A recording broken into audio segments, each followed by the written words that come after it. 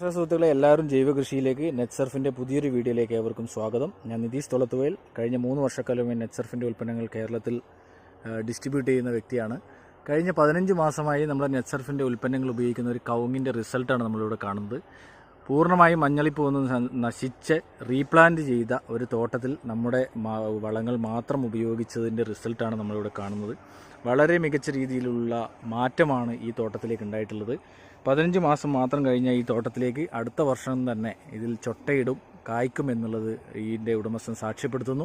അതോടൊപ്പം തന്നെ മറ്റു തോട്ടങ്ങളിലേക്ക് നോക്കിക്കഴിഞ്ഞാൽ തന്നെ നമുക്ക് മനസ്സിലാകും ആ കവുങ്ങിൻ്റെ മഞ്ഞളിപ്പ് കാര്യങ്ങളൊക്കെ ഇവിടുന്ന് നോക്കിയാൽ തന്നെ നമുക്ക് മനസ്സിലാകും.